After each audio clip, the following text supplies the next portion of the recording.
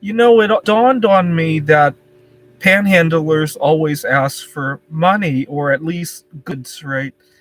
But I actually want acceptance for who I am, right? So I'm gonna panhandle for acceptance. Excuse me. Would you accept singles for who they are? I am solo sexual. Oh, hello. How's your day going? I'm happily solo sexual. Would you accept me for who I am? Could I? Do you have a? Could you give? Could you grant me a marriage license? I'm happily solo sexual. I don't need money, by the way. Just acceptance. Is there a job out there that accepts solo sexuals for who they are, right? And accepts you for the way you want to love. Excuse me, sir. Could you accept me for who I am? I'm not looking for money, just acceptance. You have a job I can do, and you will accept me for being solo sexual. Will you accept me for my healthy lifestyle? Will you grant me a marriage license to marry myself?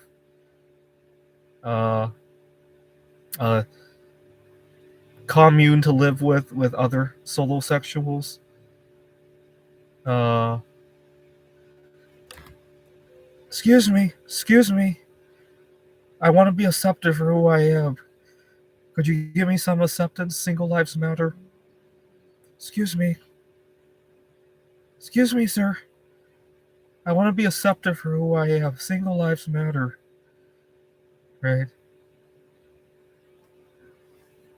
Excuse me. Anyway, a little bit of background. I had a serious mental meltdown at work today because I have been thinking last night about how I'm going to talk to my manager. I want to have a weekend in Wallace, so I want like a couple days off. And when I got to the office, I looked at my clients, and I really love working with my clients. I didn't want to rock the boat. I worried if I talked to my manager in front of the clients, it might not it might not go the right way, and he might yell at me for something that I did wrong earlier or anything like that. I looked at my client. I really love working with them, and I just got really confused. Major meltdown, and like to the point that I got physically ill. I vomited, and I pulled my. Fortunately, it's 2022. It's very easy to pull yourself away from the workplace when you're physically ill. So I pulled myself away from it, and I got back to my car, and I got tempted to end it right there. I had a couple things in my car that could instantly end my life, and I just got really tempted for a couple moments because it's my birthday is this weekend. I really want to go to Wallace. I love my clients. I don't want to rock the boat. I don't know what's gonna happen, and major mental confusion. All that just because my boss, he's very religious about marriage. I won't say what religion he is here because I'm not sure, but he's religious about marriage. All his kids are dating slash married. I don't know, but one or the other. They're all straight, and so are all of my coworkers, and yeah, prejudice like that could literally drive somebody off the edge. And so I'm panhandling for some acceptance. Could I have some acceptance for being single, please? I'm not panhandling for money. Just yeah, I'm gonna go to a street corner and panhandle for acceptance to see what happens. I really am. Now that I think about it, because I've never heard anybody panhandle for anything other than physical goods, right? Whether it's money or something to eat or something like that, gasoline, right? I've never heard anybody panhandle for acceptance. I want to give it a try, just if nothing else, to raise some awareness, right? Would you accept me for being single? Would you grant me a marriage license to have a solo sexual marriage? Excuse me, excuse me. Could you accept me for being single? Could you find me a job where my boss will accept me for being single? Right. I'm gonna go to a street corner and panhandle for acceptance. I really am. Now that I think about it, um, I still feel sick after what happened at work today. Um, yeah. I don't know what to do. I really could use a trip to Wallace. Uh, but every time I see my boss, and I see my clients. Well, first of all, when I see my clients, it feels like I could go without a break ever because I love working with them. And then I see my boss, and it's like this anxiety, and the dichotomy of that is just impossible to describe here. And he'll never see another way around it. He's super religious. Um, Makes me really despise religion. I mean, I don't hate religion, but some people take it way too far, right? And they refuse to see outside of that box, right? Thanks, Sinatra says, what happened? Watch my last video. I talked about how I got a moment of desperation earlier today, and how it could have all ended.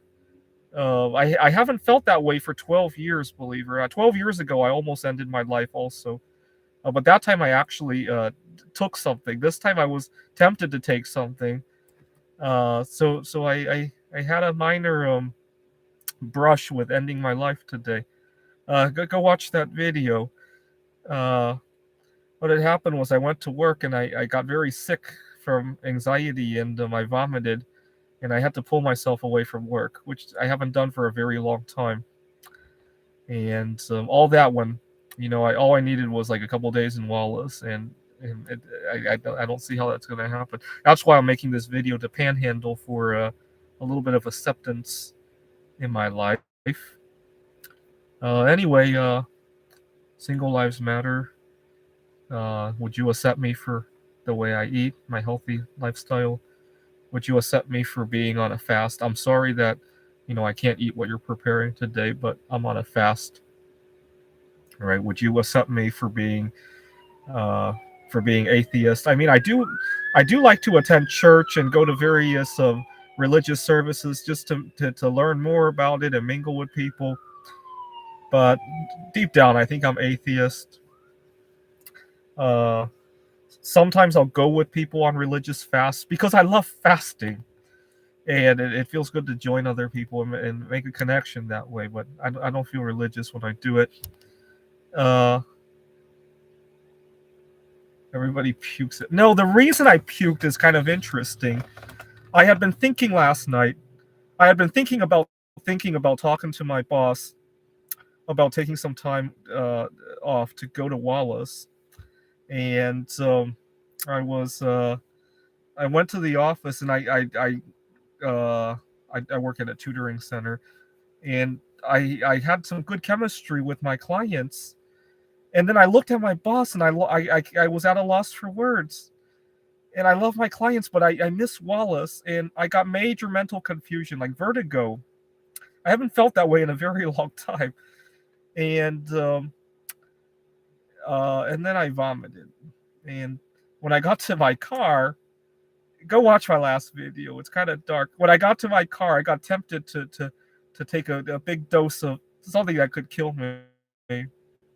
And I got tempted to run my car into the wall at the parking lot at high speed. And but I thought better of it. But after I thought better of it, I got scared. And, it's been a long time since I felt that way. Um, it's very interesting. But I love my clients. I think I love my boss, but I have a lot of anxiety surrounding the whole complex of making any sort of requests with him because he doesn't accept me for who I am. He's very religious. He talks very positively about his wife, which is good. He talks very positively about extended family members, and all his family is straight.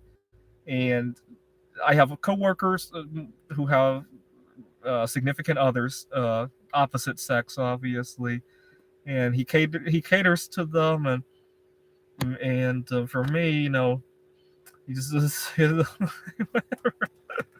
it's very odd. I can't believe I came within a couple inches of ending it all today. I haven't felt that way in a very long time. I mean, I joke about how the hunger strike might end it all, but I don't think it is. I think it's a more of a negotiation tactic. I've lost a lot of weight, and when my mom talks to me, she gets concerned about me losing weight, and that allows for a dialogue to happen, right? Um,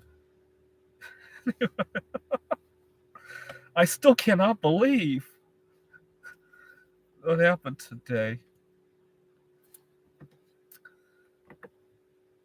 So what else is up? So lately, the I like the gold to silver ratio. Silver has fallen below 80. I think 82 to 1 on gold, and uh,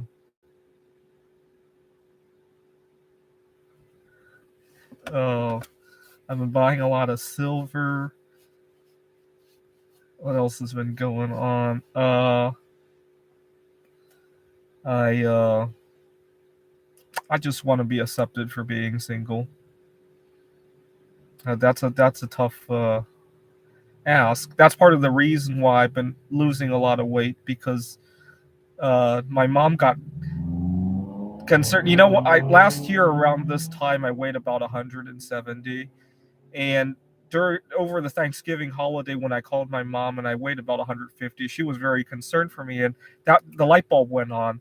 If I could lose more weight, and she got even more concerned about me, we could actually have a dialogue where I could talk about how I've been very depressed because I'm not being accepted by you for uh, for being solo sexual, and that's when I really started to ramp up the weight loss. So I usually 18 hours a day, and then the other 6 hours I try to limit it to 1,000 calories a day, and I'm hoping to lose another 30 to 40 pounds, and to get my mom really concerned, and then she's gonna want to cook some food for me when I go home, and maybe sometime around Thanksgiving I'll go home, and then we can actually sit down and have a dialogue. That's what I'm kind of shooting for. But I know it could also end tragically, so that's why I've been recording a lot of videos to document this hunger strike. But I got really confused today. Um, my I have a close friend here. He said I was getting confused because of all the fasting, and that could be it as well. But I've been very upset over the last couple of days because I've been having a hard time asking for this time off in Wallace, Idaho, right? Uh, anyway, the multi. Yeah, actually, that's what I almost ended my life with. Where was that bottle?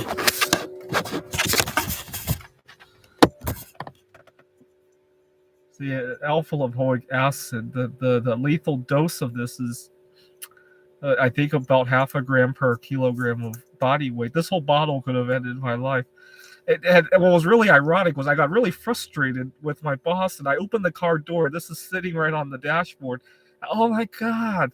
And I picked up the bottle, and I, I I didn't want to swallow. I put it down, and then I got in my car and I started it, and I put my foot on the gas. I was like, oh my god! I could just run it into that brick wall, and somehow I didn't do that either.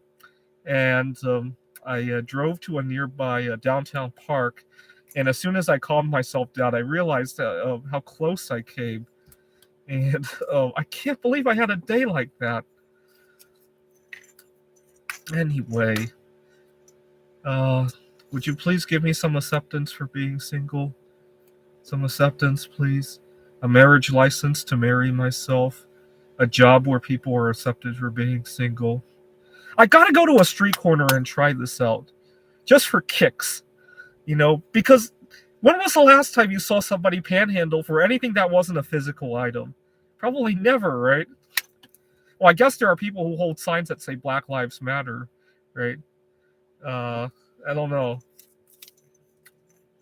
I gotta give that a try, just to raise some awareness and and see what happens. And I gotta go to a street corner and panhandle for some silver, just to raise awareness that silver has value. Uh, what else do I need to panhandle for? Acceptance, hard currency. What else? Anything else that you guys can think of that I should go on a street corner to panhandle just to raise awareness? Um. Oh, I got an idea. Panhandle for somebody to cough and sneeze on me so I can catch natural immunity. What else? Uh, would you please cough or sneeze on me? I don't want to get the vaccine, and I need natural immunity. Anybody have a cough or a sneeze?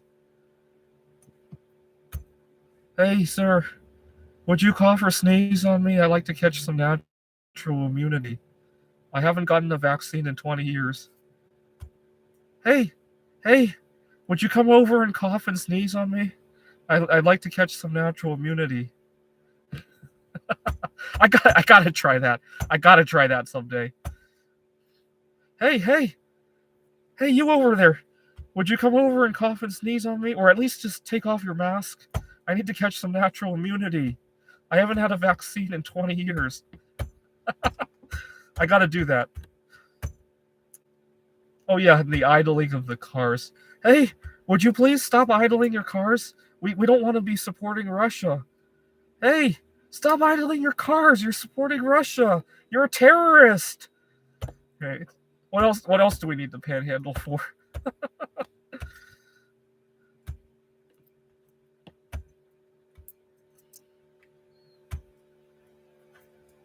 Anything else that we ought to panhandle for?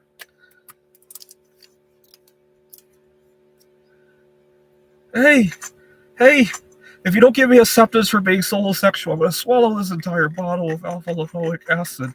Hey, hey, accept me for who I am. Better yet, go up to somebody's yard and go, hey, you don't accept me for being solo sexual. I'm gonna swallow this right on your backyard and die right here, and your property is gonna lose like 75% of its value. Hey, hey, accept me. Oh my god.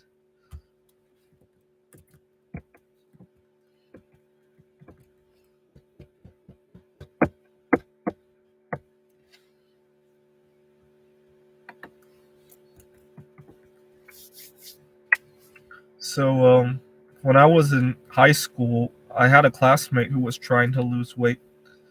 He made a resolution to lose weight around New Year's Eve, and a couple weeks later, he told me that he hadn't uh,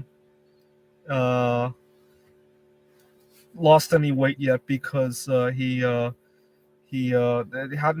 been pooping. He was constipated, and I thought to myself, "Gee, you're like 50 pounds overweight, and you're claiming that all of that excess weight on your body is from poop." And I tried to imagine what 50 pounds of poop would look like, and I just thought that's disgusting. And every time I saw him, I just thought of this mountain of poop that's stuffed into his body. And uh, I think he ended up losing some weight, but not all of the weight that he wanted to lose. Uh, anyway, back to panhandling. Uh, hey, would you please give me some uh, plutonium 239? I want to destroy Russia, or better yet, 238, because I can use that to explore the solar system. Right? Hey, hey, could I have some uranium 235? Right? Or what else? What other elements would be useful to have in today's society? Uh, Polonium 210 was used to kill spies in Russia. Uh, spare Bitcoin laying around for you. You know, when last February, when Ukrainians were fleeing to Poland, I was thinking that Poland could use their flagship invention, right, polonium, to poison Putin. You know, because polonium is used in a lot of spy killings, and I think that would be really ironic if Poland used their number one invention, polonium, to end the whole thing, right? So hey, you got some polonium 210? I could make use of that. Uh, what else should we? What else should we panhandle for? You got some silver. Right. I think silver is really undervalued right now because it is 82 to 1. I still like platinum, but I like silver a little bit better now because uh, silver has actually gone from 80 back to 30 something, right? Platinum, where it is right now, is a little bit historical, right? Uh, oh yeah, yeah.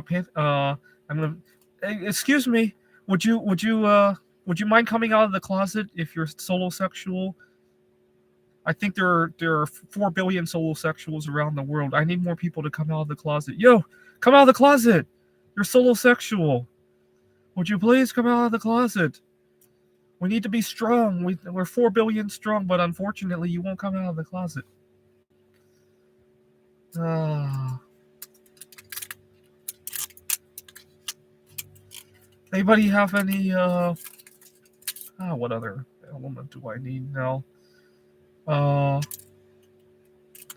Anybody got any spare nickel? I think nickel is going to go back up again because of all the electric cars. They need nickel cadmium or nickel metal hydride batteries rather. I want to look into some way to invest in nickel. It's a little bit too bulky for what I'm looking for. What other metals? If I didn't have to worry about space or toxicity, my top 3 metals would probably be nickel, plutonium, and to a lesser extent polonium. Unfortunately, nickel is bulky. Plutonium and polonium, I don't want to keep that around.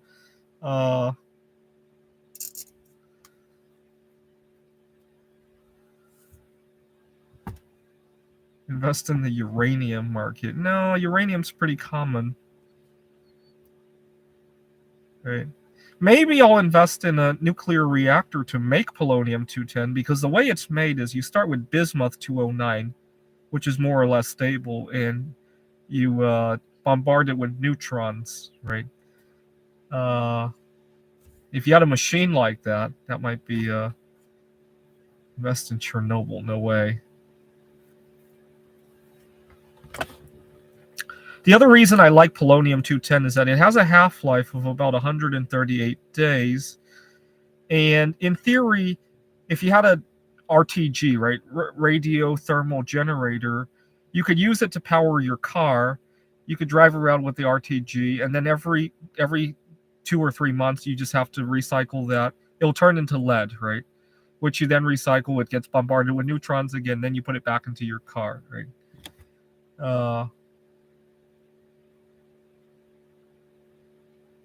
Yeah. So plutonium has too long of a half-life for that to work, right? The plutonium that we use on spacecraft, it's plutonium-238. It has an 87-year half-life, which is good because space missions can take on the order of 87 years. The bad part is that you need a lot of that stuff to generate a few watts, right? Polonium's half-life is only 138 days. But you're down here on Earth, you can always change it out, right? And gives you a lot of watts for a small amount, right? What could you do with an RPG? It's an RTG, radio thermal generator. I'm thinking about a car powered with a nuclear battery. I heard you recently got a girlfriend. No, I don't. I'm solosexual. What else would I? You could also use. What's the other element that's? There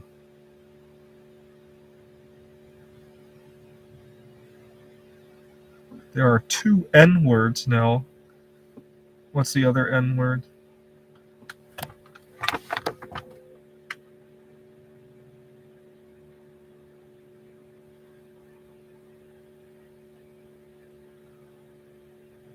Yeah, I like this idea. Motel Wi-Fi guy asked, "Would you date another solosexual?" Yes, I have, and it was great, but unfortunately, she lives in Phoenix.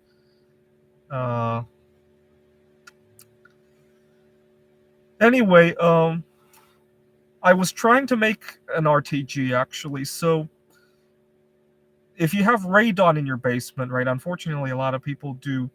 Radon will actually decay into polonium 210, and you can collect it in dust samples. If you put a what is that, Geiger counter in front of dust you collect from a filter, it will actually scream. And I collected a large sample of basement dust. We had a crawl space actually. The basement was actually pretty clean in terms of radon, and unfortunately, my landlord threw away all the dust after I had painstakingly collected it for several weeks. He threw it out, thinking it was garbage, and I was so upset. Uh,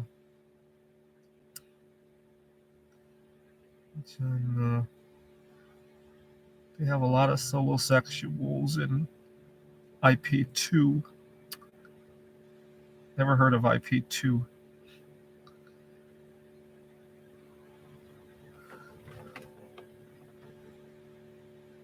All the kids' parents yell at you for the baking chocolate incident. So. No one ever told you to look for Keanu Reeves. No.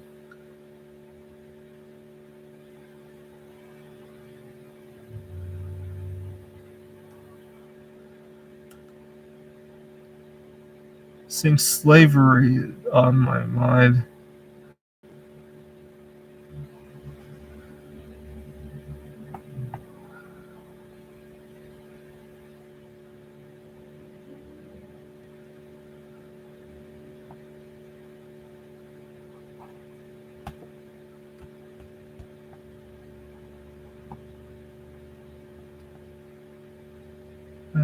Lady C, no, I haven't.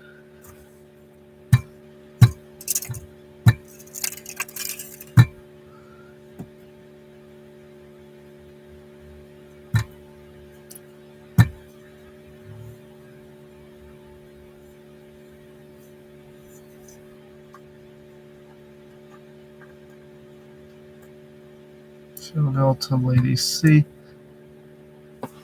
Anyway, I want to do some fortune telling.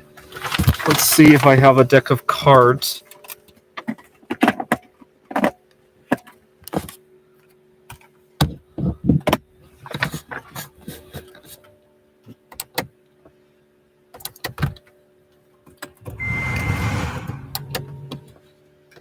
Did you eat? Yeah, I actually did, but very reduced calorie, like I alluded to. Okay, I'm gonna do some fortune telling with these Uno all wild cards. All right, ready? It's a wild reverse.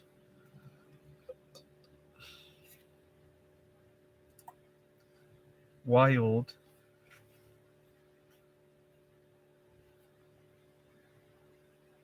Wild.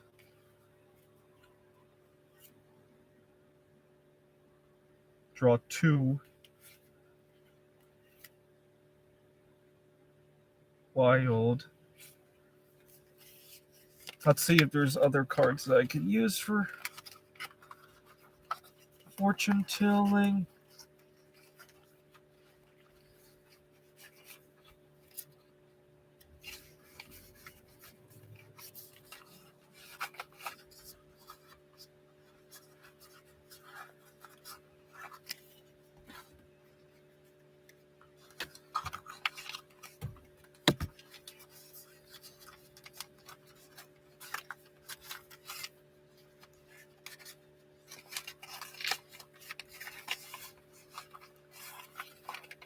Draw 4 card would be bad, obviously.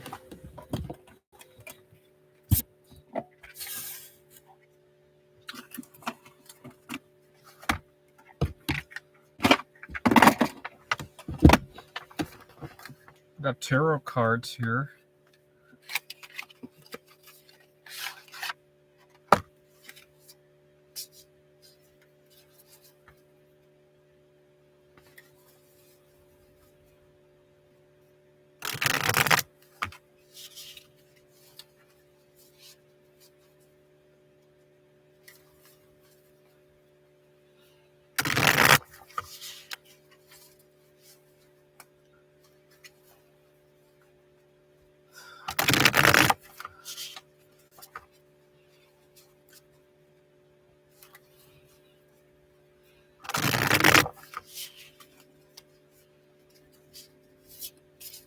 All right, ready? The Ten of Winds, right? Wands.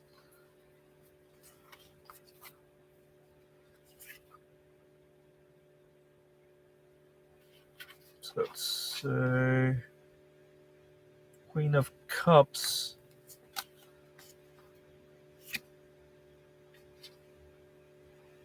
The Ten of Cups.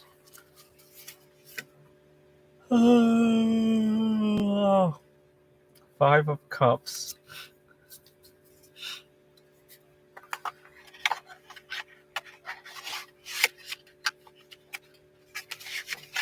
Uh,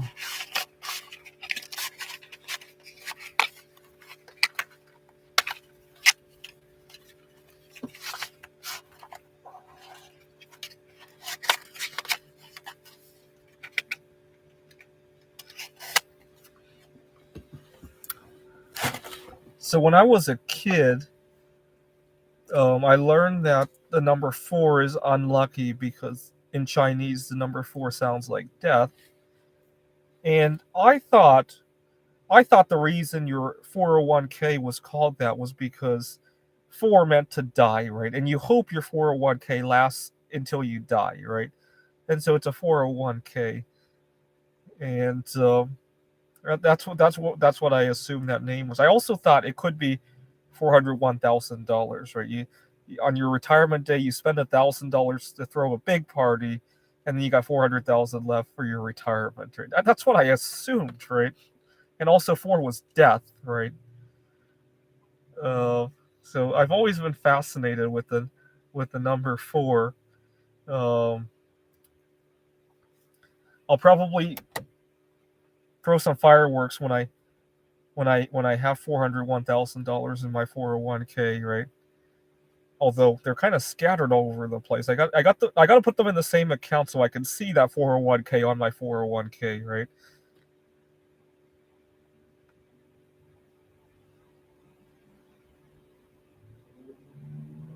Does your Chinese social score go down whenever you do card readings? Well, lately, ever since I started my little hunger strike, um, I've been seeing the number four a lot. Like I'll wake up and look at the clock; it will be 4:44 a.m. Or I'll um, I'll take a bus or something and be seat number four. I went to church on Easter Sunday, and I have a fear of loud noises, and so when the music got too loud, I headed toward the back of the hall and I sat down and when I looked at my seat number, it was 44, and just really unlucky, right? What else did I do one time? Four just comes up everywhere, right? Four, five, and six are all unlucky numbers for me. Four because it sounds like death, right? Five because when I was a kid, my mom would come wake me up to go to school, and I would ask for 5 more minutes, right? And my mom would say, "Come on, wake up, go to school," and I would say, "Ooh." That's how you pronounce five in Chinese. I would put five fingers up and go, "Ooh, ooh," and my brother learned that, and he started to say "ooh," but he thought "ooh" meant to procrastinate, right? Not yet, right? Especially because you also put your hand up like that, right? Not go away, right? That's what my brother thought it meant. So five is kind of an unlucky number for me because it means to procrastinate. And six has become an unlucky number for me in recent times because of social distancing, right? So I would tell people, "Oh my God, I need my space. Six, please. I need to go to Wallace, Idaho, and six a little bit, right?" Or thank God uh, thank God I broke up with my girlfriend. I could really use some six at the moment, right? Or do we get to work remotely? I need to six away from the workplace, right? So six means isolate yourself, social distance, right? And when I saw gas prices go to $4 to $5 to $6, I remember thinking in my head, death, procrastinate, social distance, right? And it just gave me a nice warm fuzzy feeling, even though gas prices were out of control, right? it didn't make it seem so real anymore when I thought of it in terms of that, right? Uh, so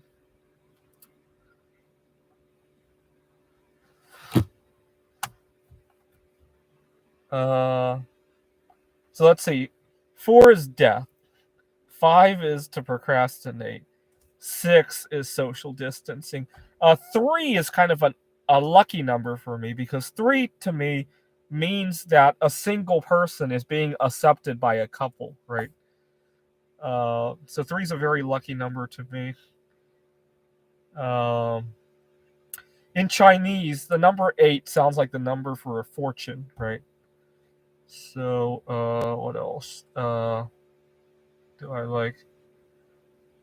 But 3 times 2 is 6. What does that have to do with this? Um, let's see. 7. Where does that come up? Uh, when I was a kid, I thought the reason that you call 911 in an emergency is because when you dial 911, your stress level is at a 9, right? And then 911 comes and solves your problem, and your stress level drops to a 1, and hopefully it stays there, right? I thought that's why the number was 911, right? The chart of your stress level would form a 911 shape, right? That's what I thought, right? So 9 is kind of an unlucky number in that regard. Um,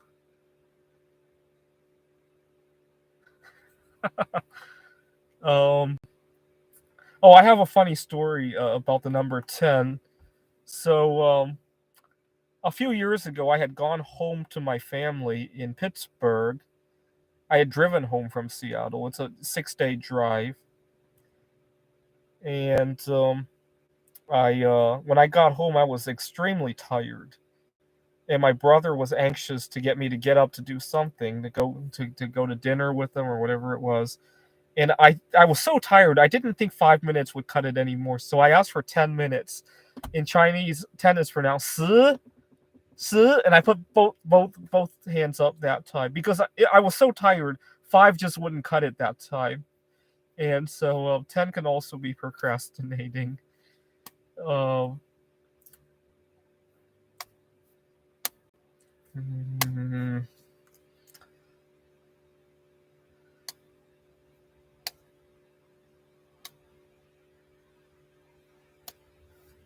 uh,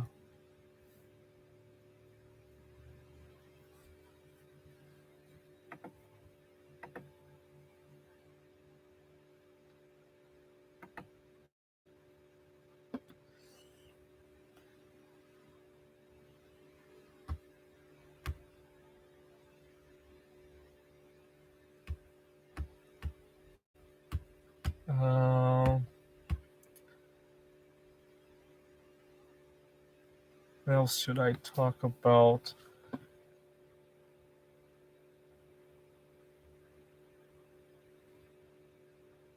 So when I was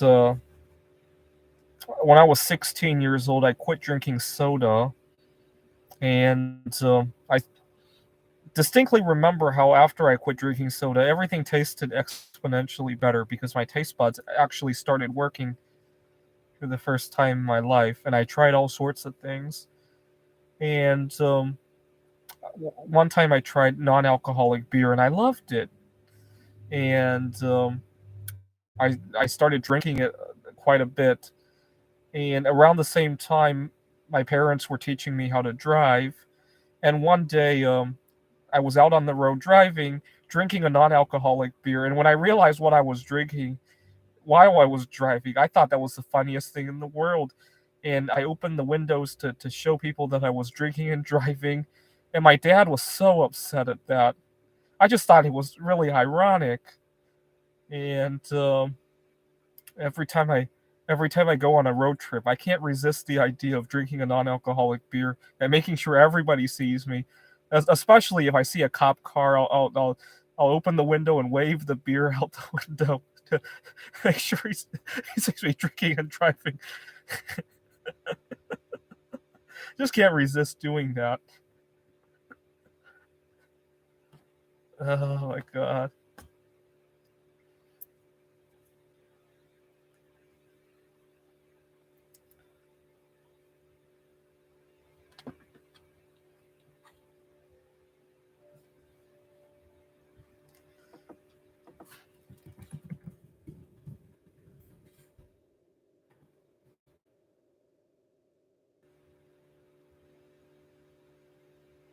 So it's been almost 2 years since Donald Trump suggested drinking bleach, which I kind of agree with. Not chlorine bleach, but hydrogen peroxide and ozone and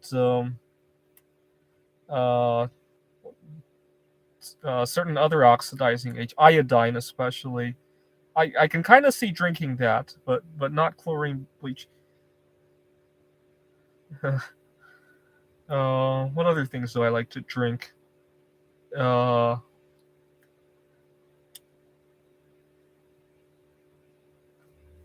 uh,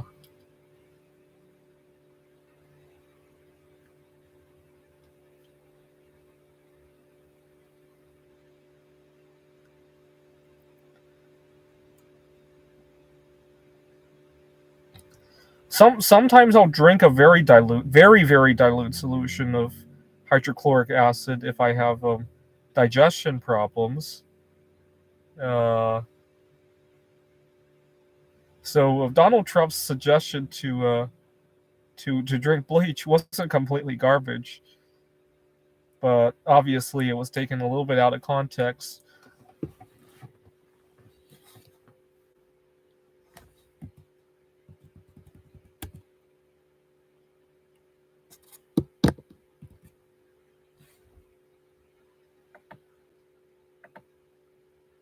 Oh.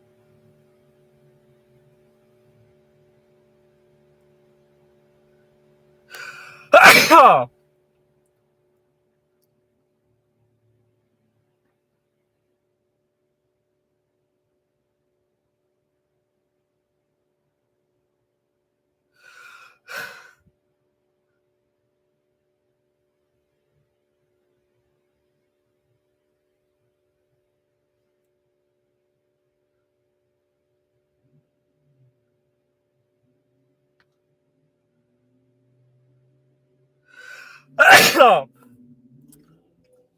little bit of background there.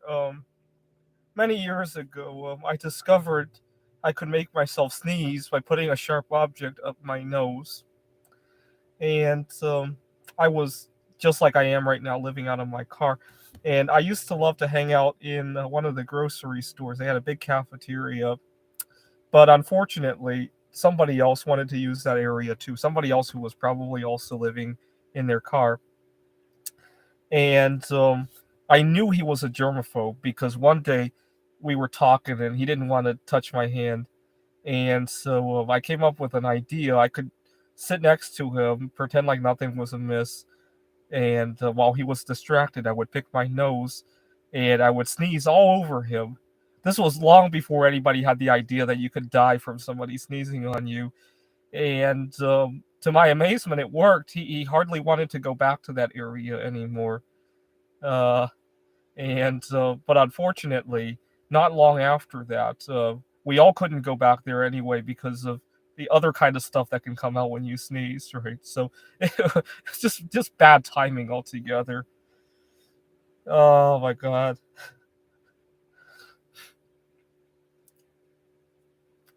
You ever sneeze 8 times in a row? I gotta try that. Let's see how many times I could get it to go.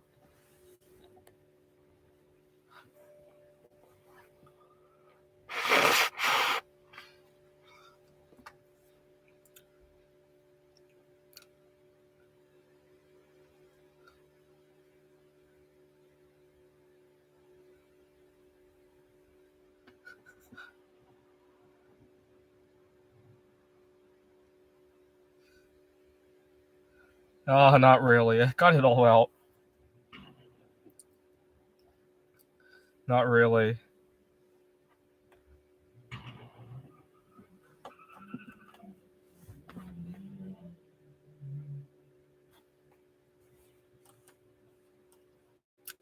But you have to do it in a circular motion.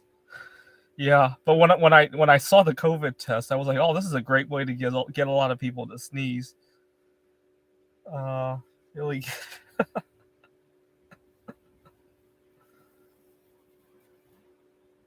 You go for a drive and keep streaming. I don't have the data though. I'm kind of stealing somebody's Wi-Fi here. This is my favorite parking spot because there's an electrical outlet I can plug into right behind me. And I don't know whose Wi-Fi I'm using right now. One time, I was driving across the country and I stopped in a suburb of I stopped in a suburb of where was this? Madison, Wisconsin, and I plugged in my computer. I was using Wi-Fi. I was streaming away, and the following morning, one of the homeowners next to where I was parking was very angry. You're the one who's been stealing our Wi-Fi. No wonder our games are so slow. And I pounded on the window and was very upset. Ah, good times.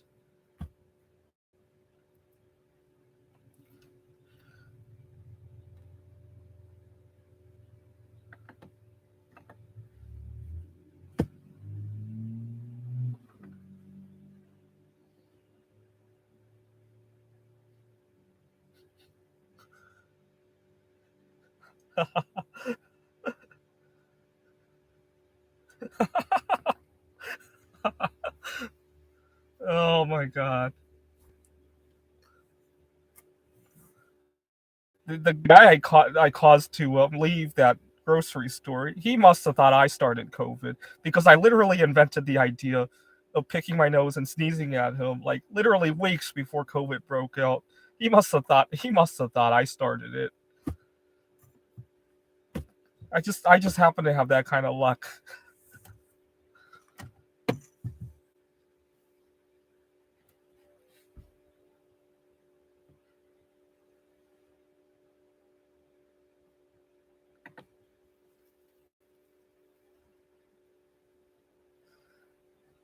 You know, I had an interesting situation where I could have started COVID.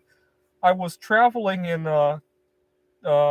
Shanghai, and I had gone up to a food vendor, and they eat all sorts of exotic stuff there. I was gonna try this dog liver, but when I asked the vendor if he uses MSG, he laughed at the comment, and it scared me that he might put MSG in it just to cause me a reaction or something like that. So I didn't get to it, and now looking back, I'm kind of fortunate I didn't get to it. I didn't see any bat soup while I was there, though. I saw dogs and dog organs, and I was a little bit surprised when I got home. I heard that only the rich could afford all that wet market stuff, but it didn't seem that way because obviously compared to China, the U.S. has a much higher income, right? So it didn't seem like it was rich people's food, right? So I was a little bit surprised by that.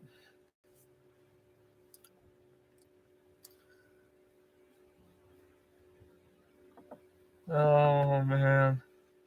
But then I got home and I heard about wet markets and like, oh, thank God I didn't get to that. Would you ever eat a pizza with Big Macs on it? No, of course not, right?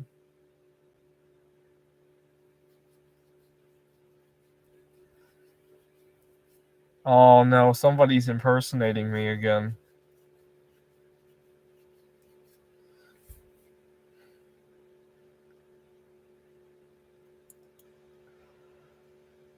Oh,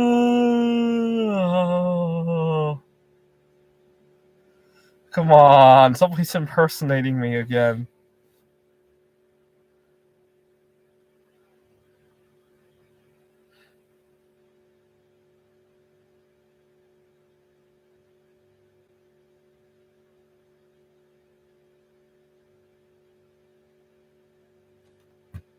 Come on.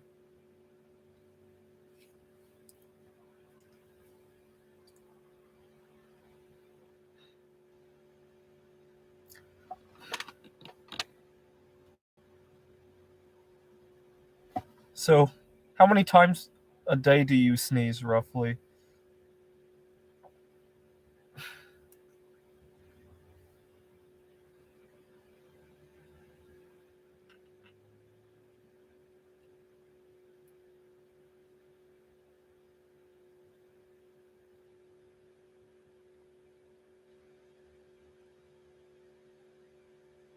All right, I'm gonna try to sneeze again.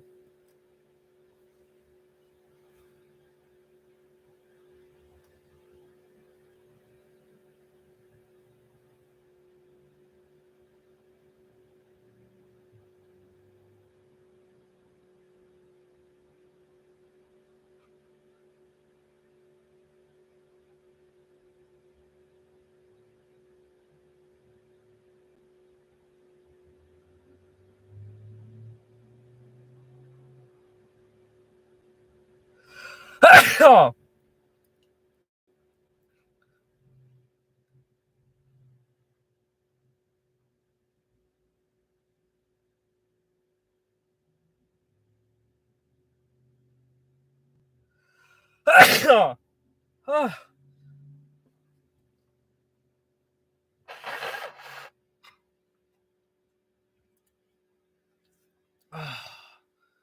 Oh,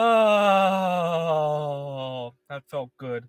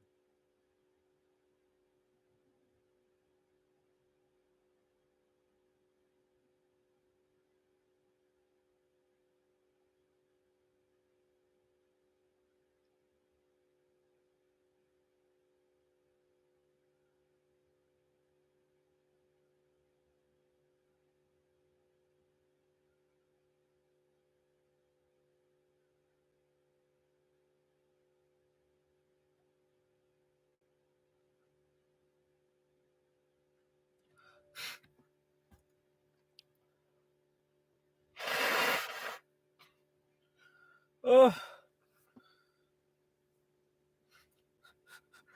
how often do you used to have your nose to sneeze? Well, it's a great way to get some personal space, right? If somebody's sitting too close to me, like on a bus, right? Like there's a big row of seats, but this person insists on sitting right smack in the middle, right? So I'll sit on the end and I'll make myself sneeze like crazy, and uh, it's a great way to get somebody to social distance from you, right?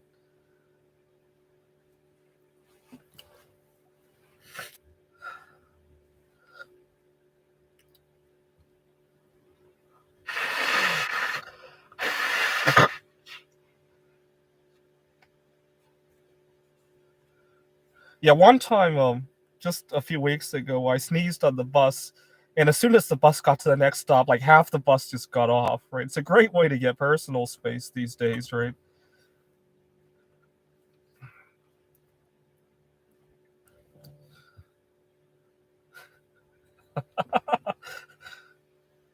Another time, I was sitting on a Greyhound one time. This was years ago, before COVID, and I was sitting next to somebody, but like a couple rows down, there was like another empty seat, and I was hoping the guy sitting next to me would go to that row of empty seats, or that one empty seat, so I could have that row to myself, right?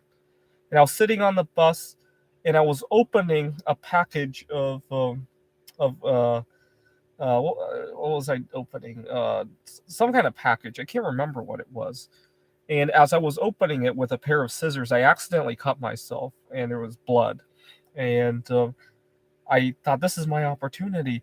And I told the guy sitting next to me, you might want to move over there because I'm HIV positive. And he made a run for the seat, and I had the whole seat to myself for the rest of the trip. So that was nice, right?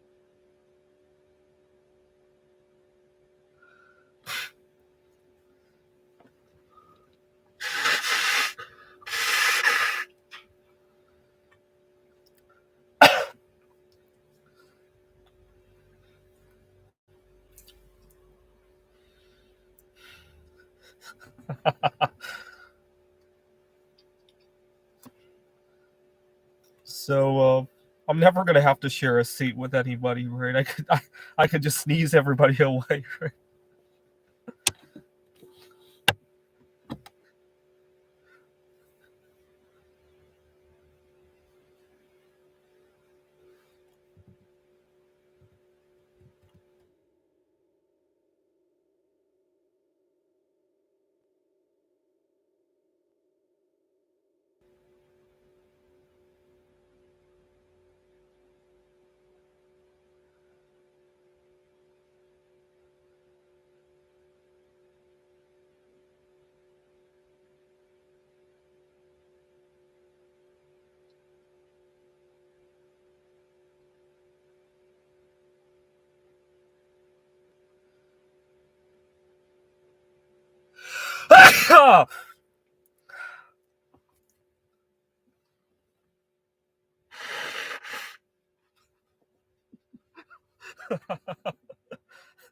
It's a great way to get everybody to get off the bus, right?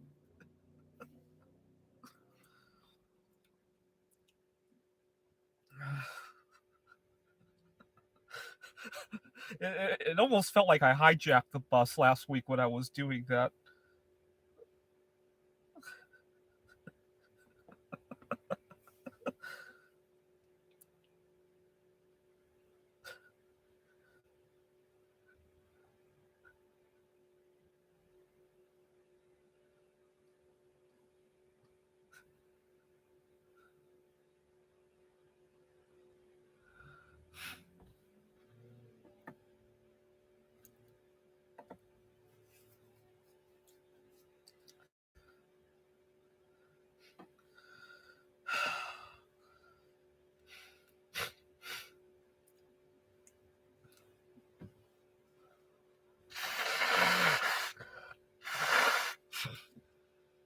Oh, oh, oh! I got an idea. Next time I need like more than a few days out of work, I'm just gonna start sneezing at work like crazy.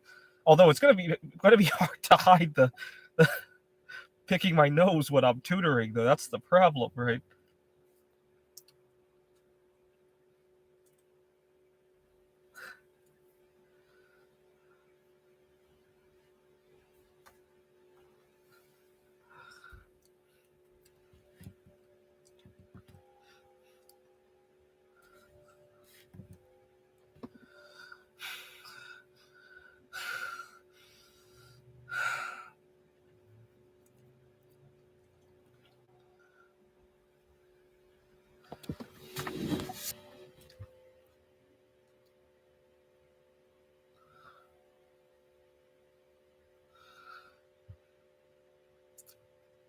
Ah,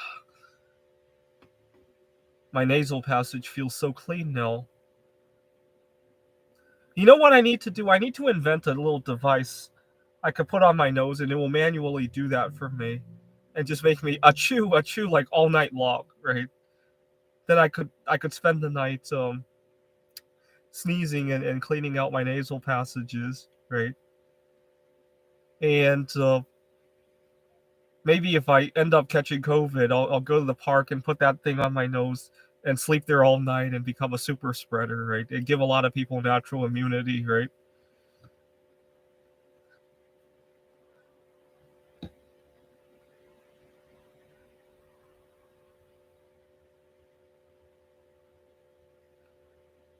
I need to invent that device.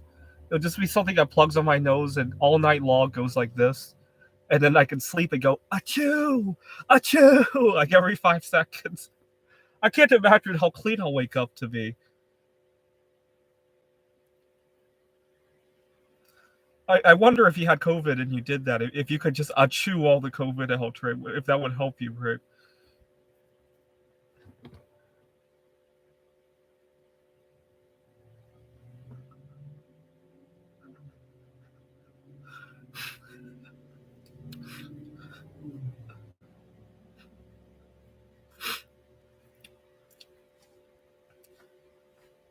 Man, I so badly want to do this to get out of work, but it'll be so obvious that I'm picking my nose, right? Maybe I go to the bathroom and sneeze really loudly to make sure everybody outside can hear, right?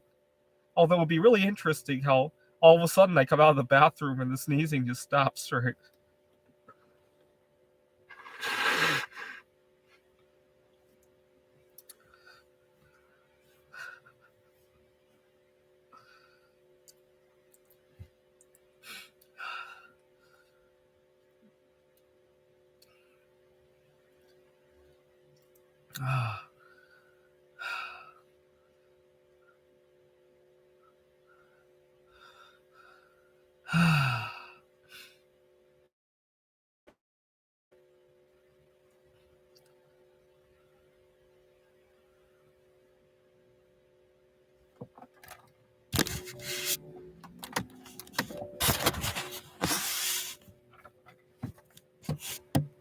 Oh yeah, so one of my life hacks is I save up these bottles so I can urinate into them.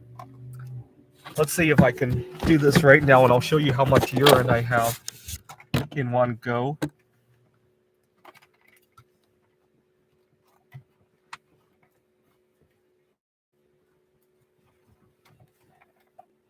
Let's see. I wonder if you guys can hear.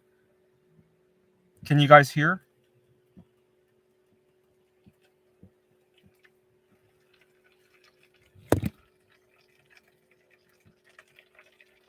Can you hear it?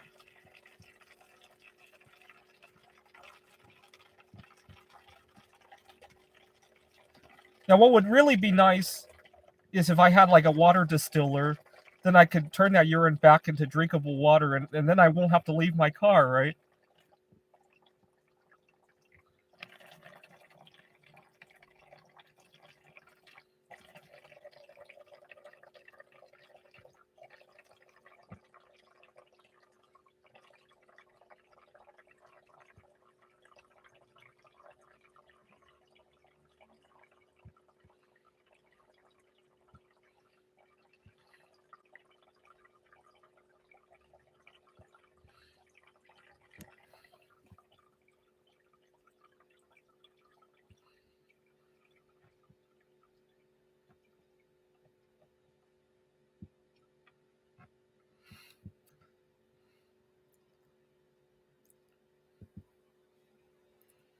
It's 2 liters. It's not going to overflow, right?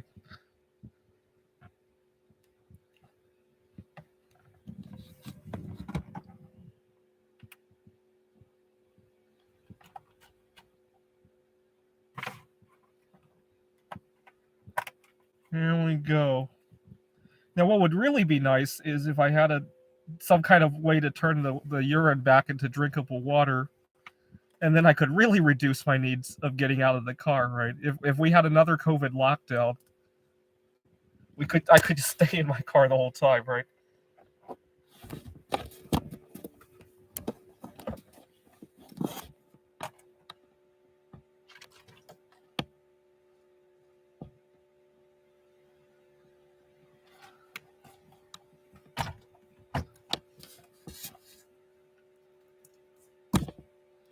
Now I was curious about. I did a little experiment one time because I was curious if taking alpha lipoic acid was helping me get rid of mercury in my urine.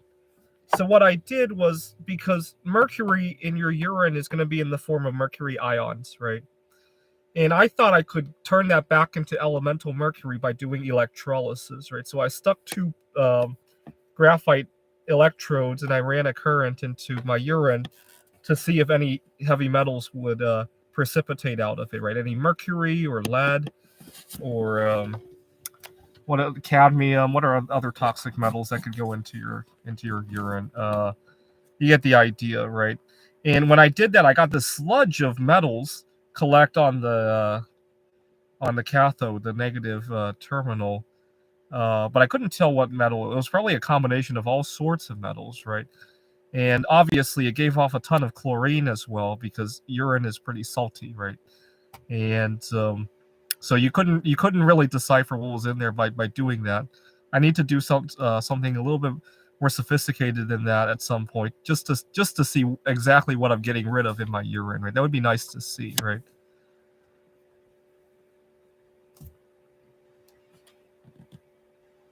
Uh,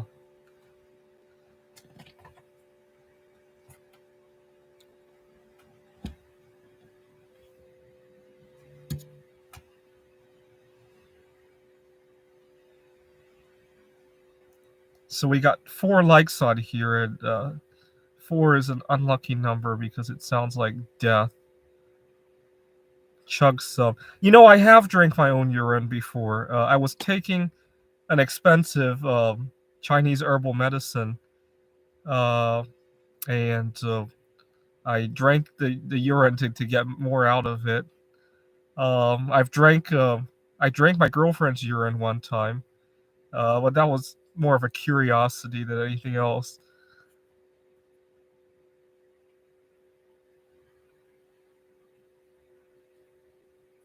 Take a sip. Nah, not right now.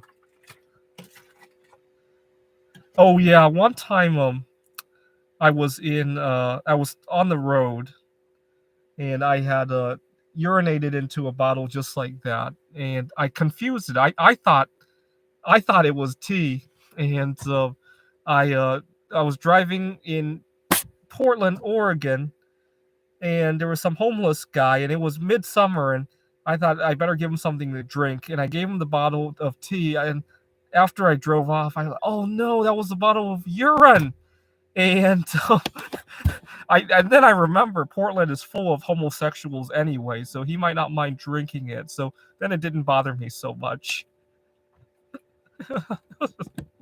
I accidentally gave a homeless guy a bottle of urine, thinking it was tea. Oh my god.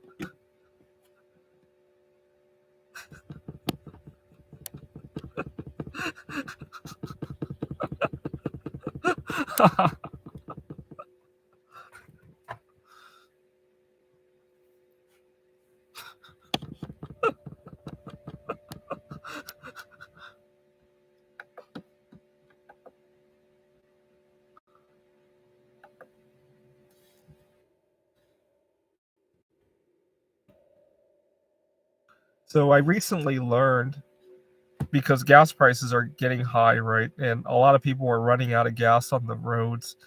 And I learned a little bit of slang terminology. So if you're out of gas and you're driving around on an empty tank, you're said to be tankrupt, right? Because you're out of gas in your tank, right? You're tankrupt if you drive around with an empty tank, right?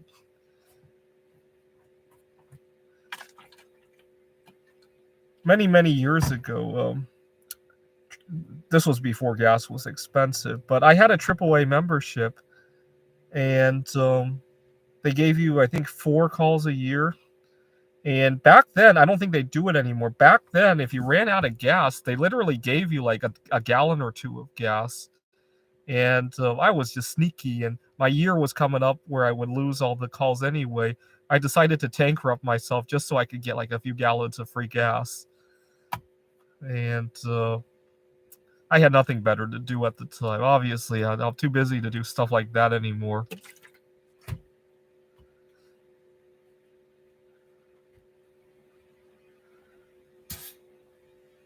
But I love little words like that, bankrupt, or I think if you're smoking marijuana and you're out of it, you're said to be bankrupt. Uh, what else? Oh.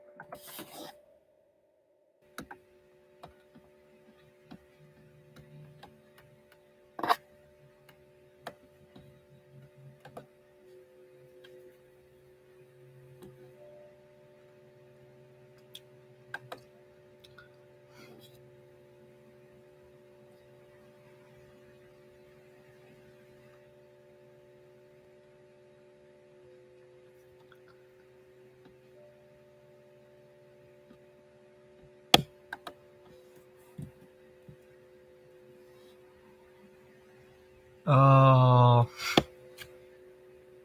Where is the pee gonna end up? Oh, I usually just pour it down the storm drain when I have a chance.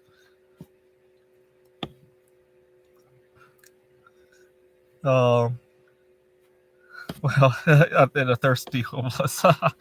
Well, I want to find some way to turn to have a device to turn this back into drinkable water, because then I could really go long stretches without having to leave the comfort of my car, right? Uh, a couple years ago, we had a storm where the whole roof of the car was covered, and if I had such a device, I could really go long stretches inside the car, right?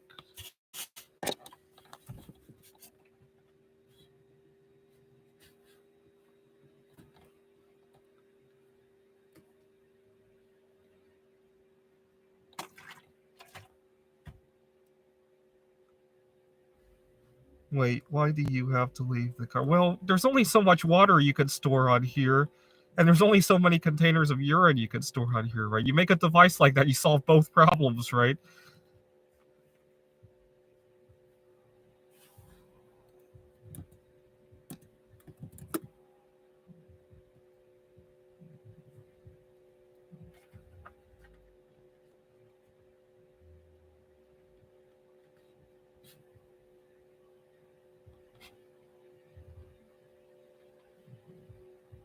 Why do you want to stay in there? Well, like on a road trip, it would reduce the amount of time I'd have to stop, or if there's severe weather, quarantine restrictions, you name it, right? It would simplify a lot of those things, right?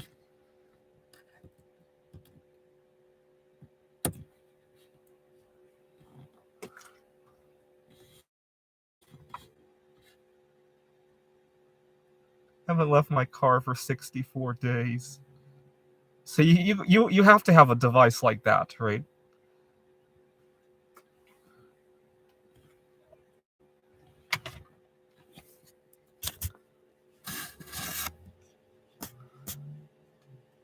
I thought you had. No, no, I checked out of that apartment because I was hoping to go back to the Rockies, but unfortunately, my life had other plans for me right now. So pour it out as you draw. I don't want it to get on the sides of my car though.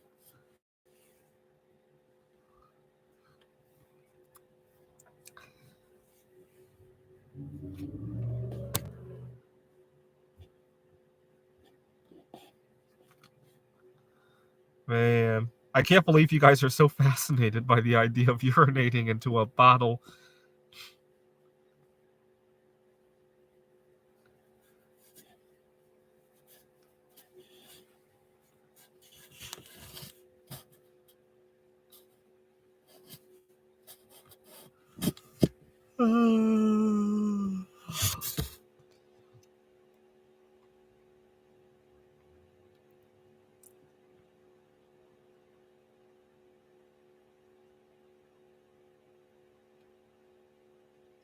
You could fashion a urination tube that leads to the outside. Yeah, I guess I could do that.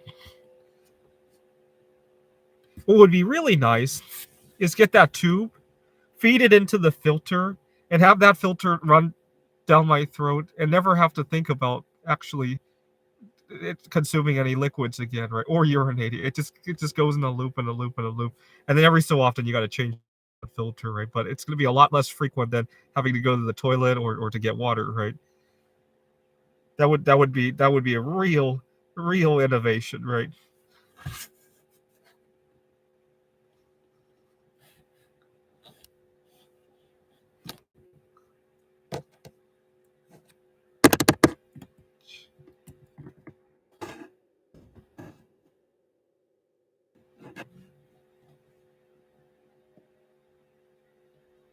I hear 90% of people with feeding tubes. Yeah, I wouldn't be surprised. When I started doing intermittent fasting, what I found was the big benefit was that I didn't have to think about. See, one of the hardest things about going on any sort of diet is that it forces you to think, right?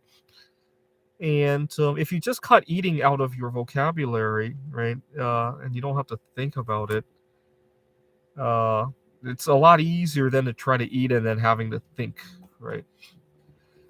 I wouldn't be surprised if it's a lot easier to lose weight using a feeding tube because you reduce the amount of action that you have to take, right? So that first day of the first intermittent fast I did, which is beginning of 2020, that first day I kept accidentally breaking the fast because I would instinctively reach for something. And I'm like, oh no, I got to start over again. And so I went to sleep and I woke up.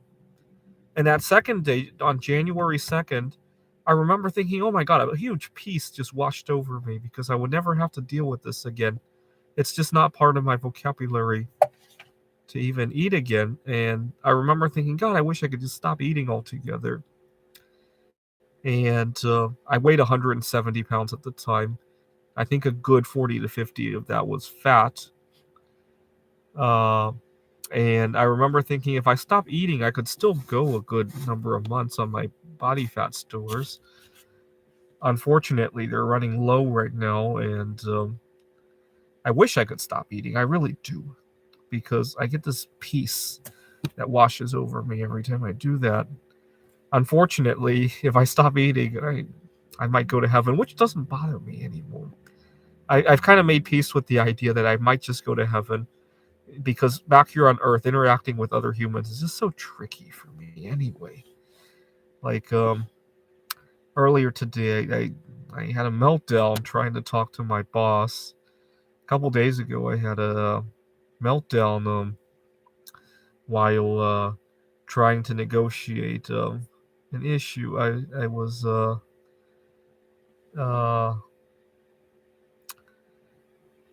I was upset at somebody. I was at a store and I was upset about somebody in front of me in line not knowing how to use the self checkout machine. I was trying to help them, and the guy didn't want help. He was arrogant and he still didn't know how to use the machine.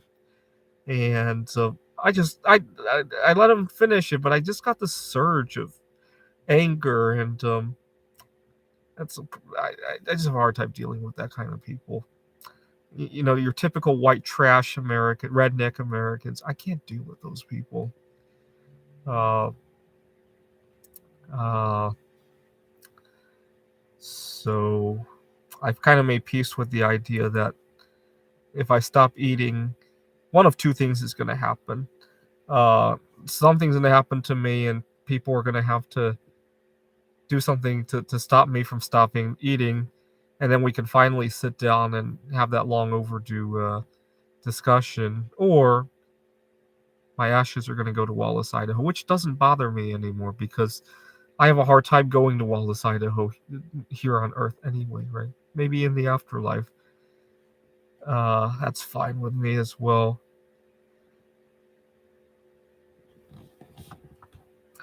So, unfortunately, I can't. I want to see how many dislikes I have right now. None. That's good.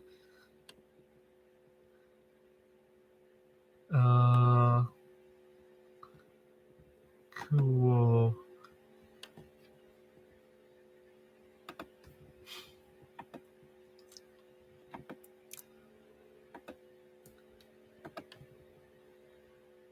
Have you passed out from fasting? Well, sort of. I've had moments where I felt like things were gappy, right? Like I would feel like 5 minutes had gone by where I didn't know what was going on. Which is why I need to find something I can work on remotely because if I need to go on these long fasts, I can't drive. So that's why I've been a little bit disappointed that remote work hasn't been more popular. Or I need to find somewhere near where I'm working where I can park so I don't have to drive as far. Do you consider yourself a solo sexual? Of course, right? That's what this channel is all about. Unfortunately, my boss at work doesn't see it that way, and that's where a lot of this strife comes into play. And had a meltdown today as a result of that. I hope I find other solosexuals who see me the way I see it, and we could all go on hunger strikes together. I mean, in the United States, there's probably at least 100 million solosexuals. Can you imagine if we were 100 million strong and we fasted, right? So think about it, 100 million. If we all fasted and every day some number of those are going to die, right? Let's say it's 100,000 a day. Can you imagine if 100,000 solosexuals died every day because we were genocided by all these unfair policies? Can you imagine how our Let's Go Brandon would react to it? Because I remember not that long ago, Let's Go Brandon was going out, freaking out over 1,000 deaths a day, right? Can you imagine if it were tens or hundreds of thousands of solosexuals dying every day of all this unfairness? And I think he would freak out and he would do something about it. At the very least, he would probably give some tax cuts or stimulus or some policy changes, right? Maybe he might give employers some benefits for hiring solosexuals, right? Or you can imagine all the possibilities, but unfortunately, we're not 100 million strong, right? We're 100 million people who are fighting in all sorts of directions. That's the unfortunate part, right? I wish we had something like a Jonestown kind of event, right, where a couple hundred solosexuals got together and went up the Rocky Mountains and fasted themselves to death in like a group cult, right? If we had a Jonestown for solosexuals, I think that would raise a lot of awareness, right? But anybody who's thinking about a Jonestown-like event, right? Feel free to drop me a line. I want to collect at least 100 people. We'll go into the Rocky Mountains and we'll say some prayers, maybe have a live stream, and we'll all fast ourselves to heaven and get word out there, right?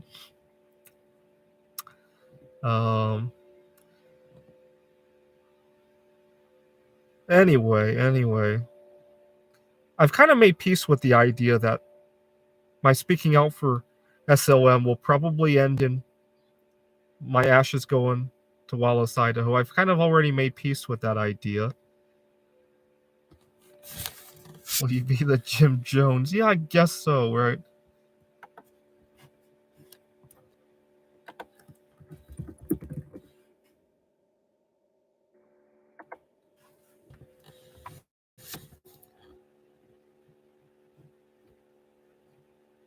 But fasting is very lightweight, or can you choose a better type of beverage? Well, I drink a lot of tea.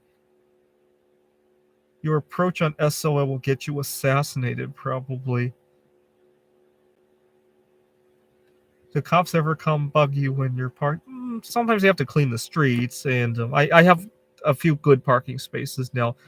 I don't want to tell where the parking spaces are because every time I talk about where they are, information seems to leak out, and other people want to live here too. It's so weird. As soon as I tell one person, it seems to leak out.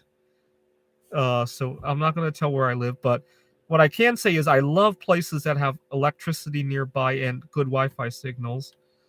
How long have you been living in your car now? Since this time around, since just after Valentine's Days. Where exactly are you parked? What are the no? I can't tell. I've tried to tell people, it never stays secret. I don't know why. As soon as I tell one person, oh my god, the next day dozens of people who live in their car are going to crowd that same place. It's so weird. I can talk about a lot of other things without it going into the wrong hands, but never about where I park. That information is like gold out there. It's so weird. It is so weird.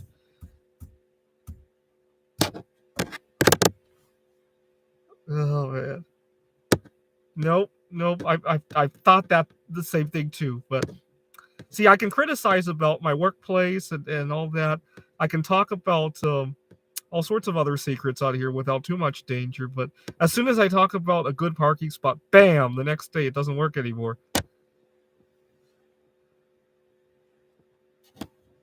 Build a moat around the parking. Well, this is a business, right? Can't really do that.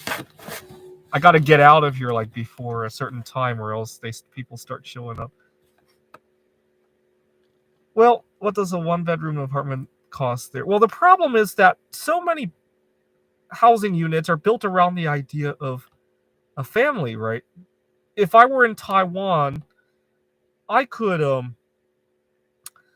probably rent a bed in a hostel and mingle with a lot of people and spend a fraction of what one would spend on a bedroom, right? And unfortunately, here in the U.S., that is so stigmatized that any kind of housing that looks like that gets torn down to shreds with overnight, right? It will never last, right? Uh, I mean, I don't think housing would be unaffordable here. It's unaffordable because of our unwillingness to accept people from all walks of life, right? Now, unfortunately, my job where I'm working right now has also become untenable because my boss refuses to see that life comes in all sorts of colors, right? And I got into a little bit of a meltdown earlier today where I almost killed myself, unfortunately. Yeah, Poland is also pretty good in terms of those hostel options. The thing I don't like about Poland is that people smoke cigarettes everywhere, right? Can't really find a building that doesn't reek of smoke, right?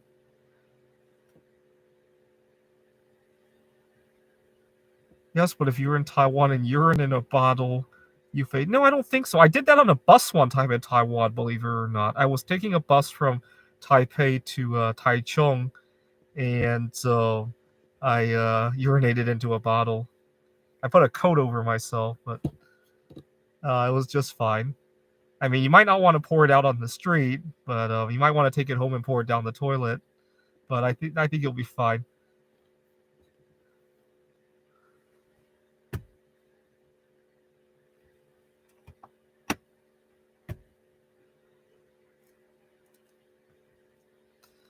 Oh man.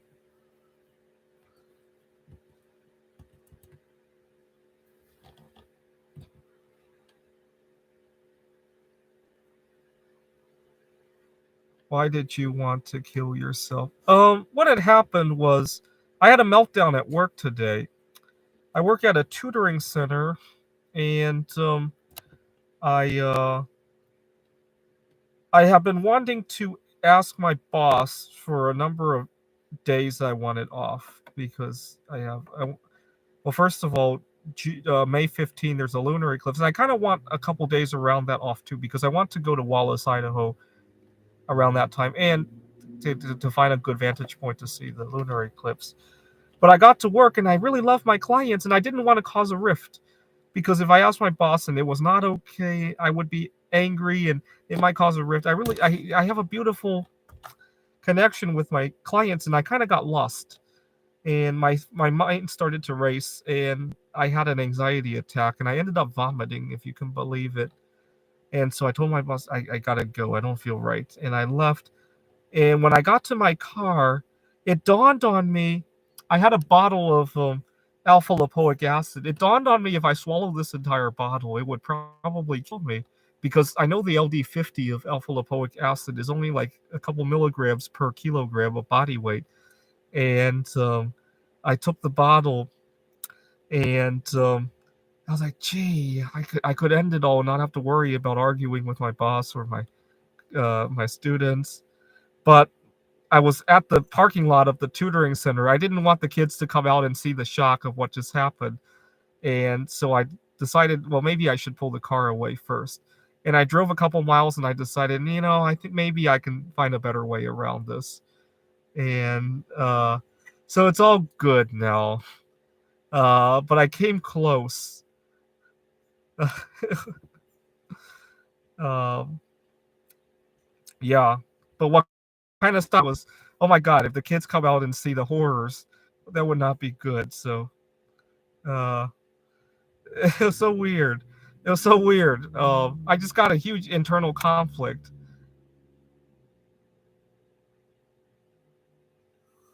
Uh, It's because it has a low LD50 doesn't mean it'll kill you quickly. You'll probably vomit more and seize in the car.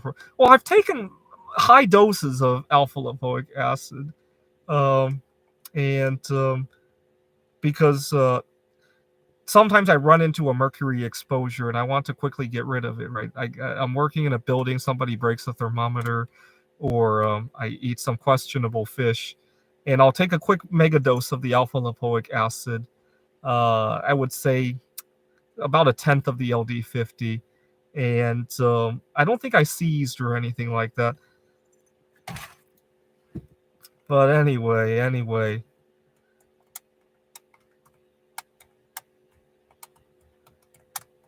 Yeah, alpha lipoic acid is good for chelating mercury, but obviously not a whole bottle of it at one time, right?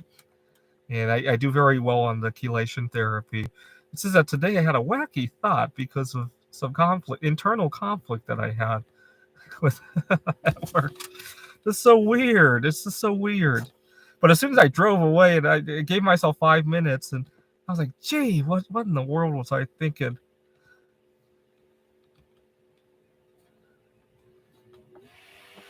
I have a toxic relationship with the idea of asking for favors at work, especially around personal uh, life, right? Because people don't beat at the same wavelength as I do, right? And it's a tough one.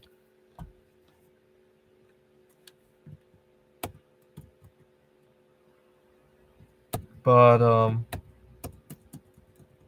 I don't know. I really do want to see Wallace sometime, and I don't see how that's going to play out. The last couple of times I've tried to find out when I can leave for a couple of days, it has not ended well. Right, I've ended up having anxiety spells. I've drove recklessly because I was angry. I've uh, uh, had all sorts of falling outs from it, and I've kind of had to make peace with the idea. Maybe my coworkers, they have significant others to tend to. Maybe we should let them have their beautiful relationships. Or I've kind of made peace with that idea, right?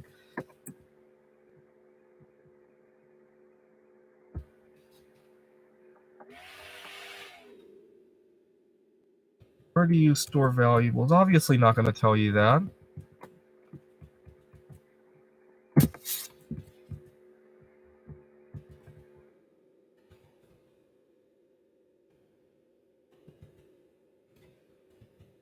Um,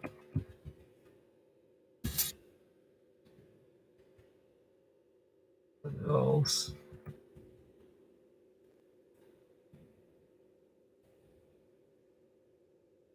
I mean, tell me the coordinates of your prized possessions. Well, there's somewhere. There's somewhere in the universe, right? Hopefully, somewhere close to Earth. And let's see. They would you ever get cryogenically frozen? I thought about that. Here's why I thought about that one time. I had met a girl while playing shogi, Japanese chess, but she was many years my junior. But we had good chemistry otherwise. And I thought if I could take a spaceship to Proxima Centauri at the speed of light and then come back home, we would be just the right age and we could start from there, right? And I thought about that and I realized, hey, there's an alternative to that. I could just keep my body young and wait for her to age, right? That will work just as well and it will cost a lot less, right? So it's all good, right? Of course, later on I discovered I was solosexual anyway, so but I still want to keep my anti-aging going. So either way, it's fine, right?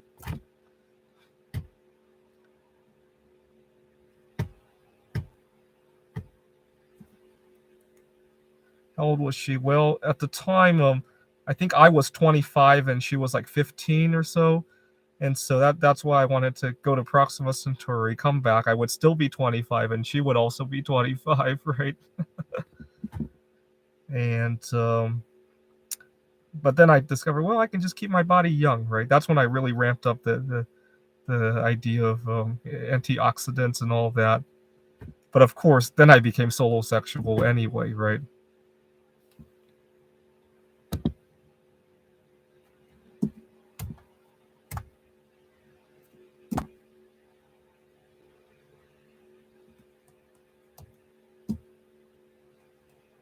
Well, there's nothing illegal about it until you make it that way, right?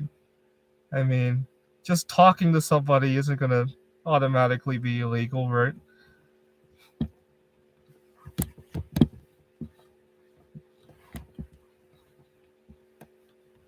Although I wonder what happens to your legal age if you leave, if you travel relativistically, right?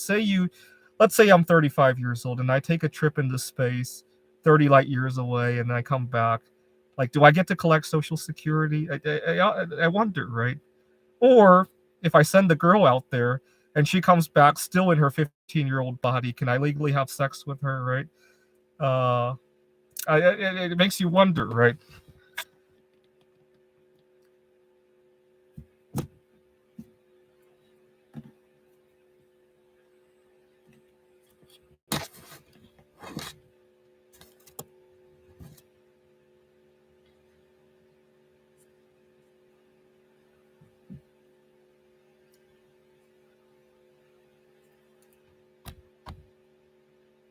Well, it's not so much whether or not the laws would work in space. It's what happens when you come back. Like, does your age get adjusted for your travels, right?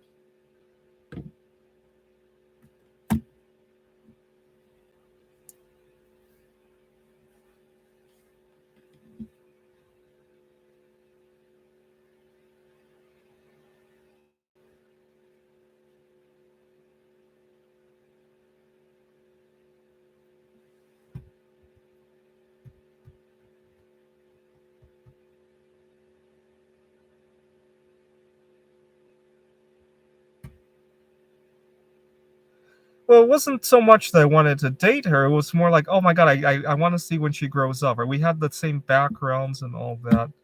It wasn't that I wanted to date her at that moment.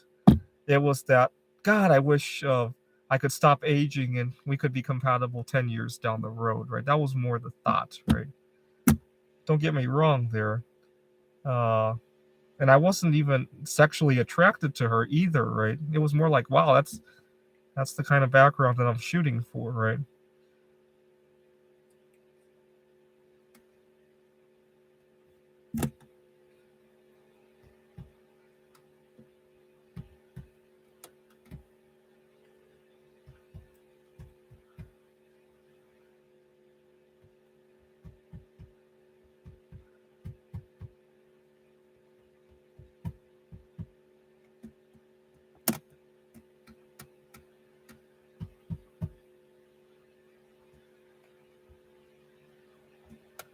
You should have dated her mom. You know, I've done something similar to that before.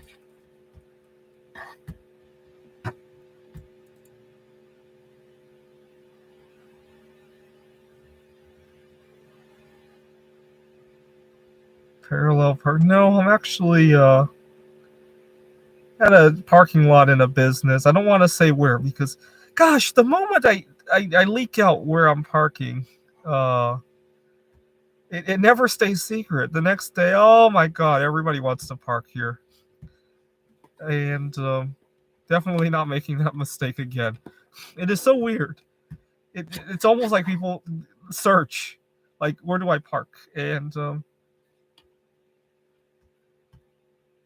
I've had so much good luck with this hair that I have right now that I don't want to ever cut it again. Let's count. I wrote 10 computer games, uh, and accumulated like $500,000 worth of coins. And what else did I do? Uh, I got to move to the Rocky Mountains, and all on the same hair. So I'm never cutting it.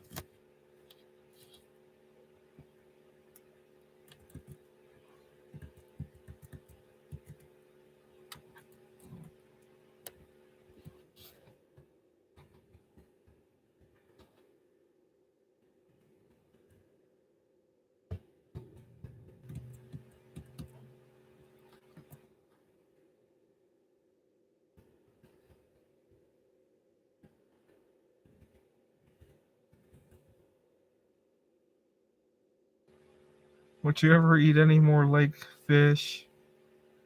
Uh, no, but I might try the bat soup at some point, just to find out what all the fuzz is about over there.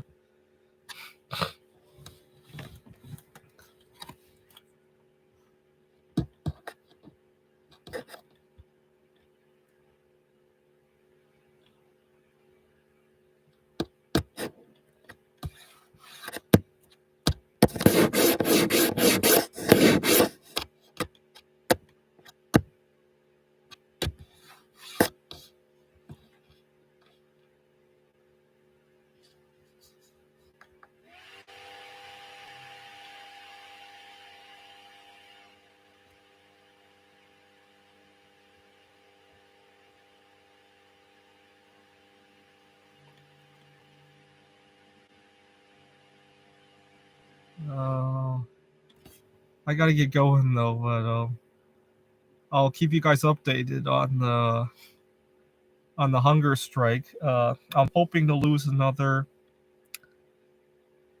10, 20 pounds, and then go home to my family, and finally we could. What am I striking for? That's a good question. The problem is my family doesn't accept me for being solo sexual. My mom, especially, she wants me to have children, and the light bulb went off when I called her back in during Thanksgiving. She was worried that I had lost a lot of weight. Like, light bulb, if I lose more weight, she's going to be concerned, and we can finally sit down and have an objective conversation about my sexuality. I don't think anything bad's going to happen, but I'm fully prepared to have my ashes scattered in Wallace, Idaho, if it were.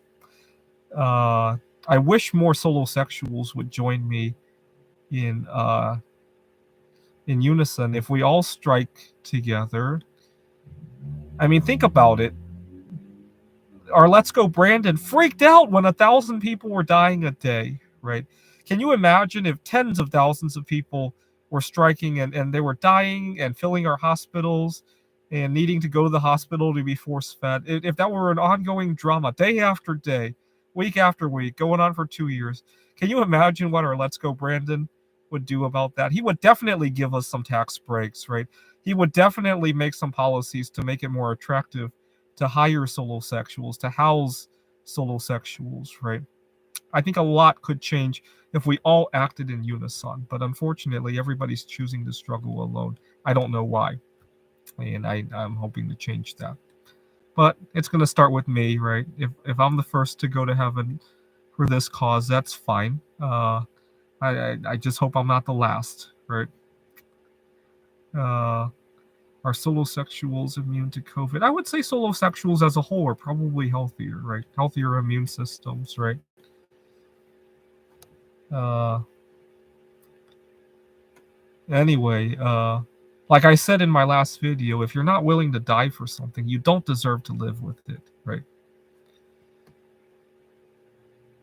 All right, I'll keep you guys. So we're going on the third week of my hunger strike this week.